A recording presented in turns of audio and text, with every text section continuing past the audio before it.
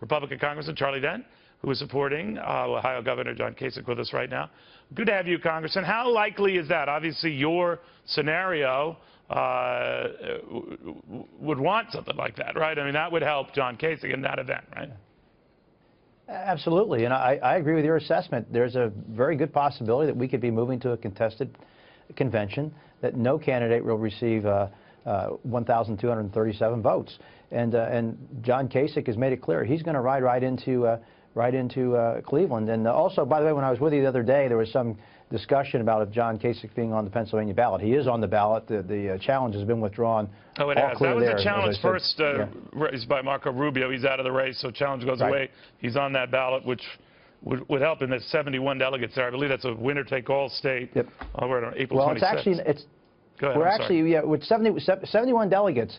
We're a preferential primary. 54 are elected. We have 18 congressional districts, 18 times 3 delegates per district. That's 54. They're technically unbound. They can vote for whoever they like. I see. 14 are bound to support the winner of the Pennsylvania primary, and then there are 3 additional, the state chairman of the party plus the 2 national committee people. They're also then vote. So that's how we get to 71. We're sort of a hybrid vote. It's uphill math. It's doable, but I mean, obviously, you'd have to, even if he were to take all the 1,000 plus delegates still to be decided on, he would still not be able to close the deal. Do you know if the governor has talked to Marco Rubio?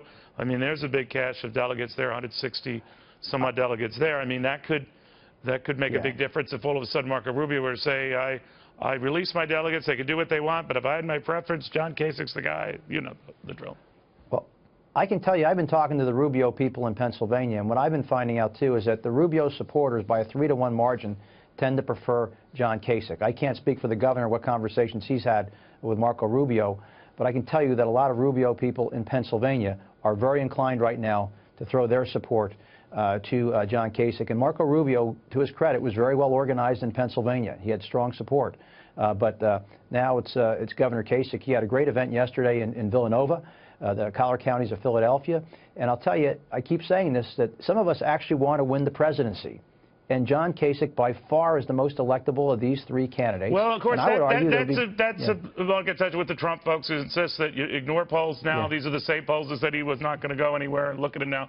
Having said that, though, they are fearful that many of the Republican Party are going to change the rules ahead of the convention to do something weird to say that he can't get the nomination.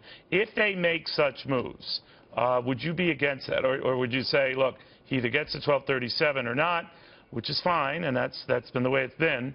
But if they do something to change that and suddenly say, no, you need more, what do you say?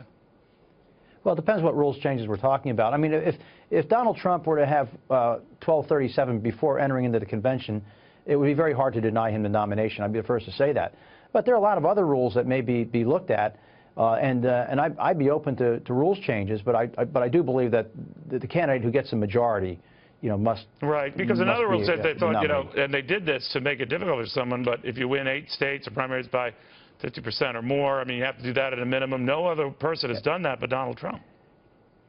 Well, then I believe that rule's change only occurred 4 years ago. That's right. So I mean that's a rule that could be changed. I mean, that was only adjusted 4 years ago for whatever reasons. Well, that's I think a change in a rule that you would like, because that might help your candidate in that event, right? Yeah, and I'd be happy to, but again, that rule's only 4 years old as far as I know. But don't change the 1237. I mean, if the Trump folks are saying if they have a big lead and they're not there, give it to them. You say that would be wrong.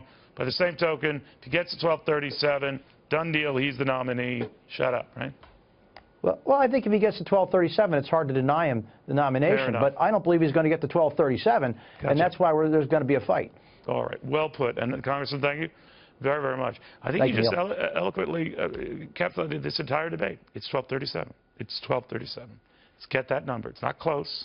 It's not saying that, you're into the top of the 9th inning, you're down by 10 runs, you might as well bow out. You play the 9th inning. You just see how it goes.